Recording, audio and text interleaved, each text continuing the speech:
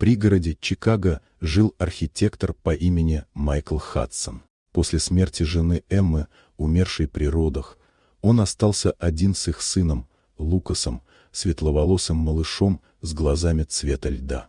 Лукас рос спокойным, тихим ребенком. Но однажды Майкл заметил странность. Сын все чаще подходил к стене в своей детской и прижимал к ней лицо. Сначала Майкл подумал, что это просто игра. Он даже сфотографировал момент и отправил друзьям, шутя: «Наш маленький философ задумался о жизни». Но уже к третьему дню Лукас делал это постоянно. Он не смеялся, не отвлекался, просто стоял лицом к стене, будто слушал что-то. Майкл начал тревожиться. Педиатр успокоила: некоторые дети любят ощущение прохлады стены. Возможно, это сенсорное исследование или просто фаза. Но интуиция подсказывала, что это не игра. Особенно потому, что Лукас всегда выбирал один и тот же угол.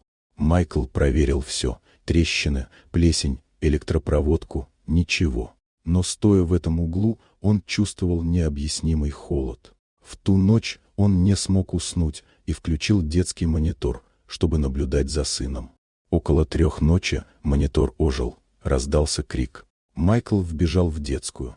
Лукас стоял лицом к стене, сжав кулачки, и дрожал. Когда отец поднял его на руки, мальчик отчаянно пытался вырваться и снова повернуться к стене.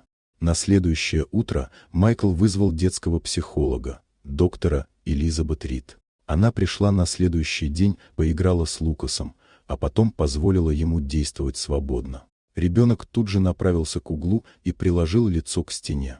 Элизабет нахмурилась. Позже, когда Майкл вернулся в комнату наблюдения, доктор сказала тихо. Он произнес слова. Майкл удивился. Но он почти не говорит. «Я знаю, но я отчетливо услышала. Не хочу, чтобы она возвращалась».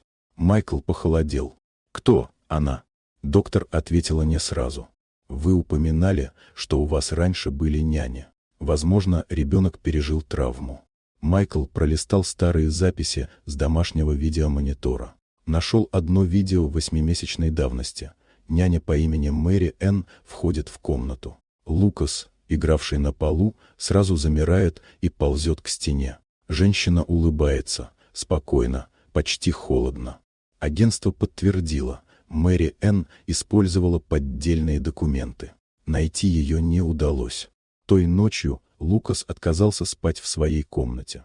Майкл перенес кроватку в спальню. Впервые за долгое время мальчик заснул спокойно. Но около 3 утра отец проснулся от шепота.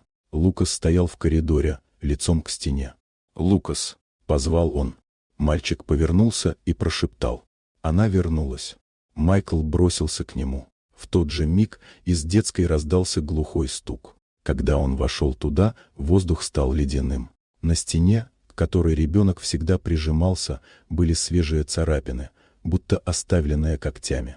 На следующий день Майкл пригласил исследовательницу паранормальных явлений из Университета Иллинойса, Ташу Миллер. Она обследовала дом и, остановившись у стены, сказала: «Здесь что-то старое, не зло, но застрявшее между». Она зажгла свечи, читала молитвы. После этого в доме стало теплее, будто исчезла тень.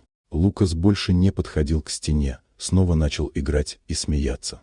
Через неделю, во время завтрака, мальчик указал на коридор. На белой стене мелкими детскими буквами было написано: «Она не может вернуться». Майкл поднял сына и крепко обнял. Дом стал тише, царапины исчезли. В день 2-го дня, рождения Лукаса, отец зажег свечу и сказал: «Не знаю, что это было, но теперь ты в безопасности». Лукас рассмеялся, и Майкл понял: иногда дети видят то, что взрослые боятся признать. И иногда молчание — это крик, который нужно услышать.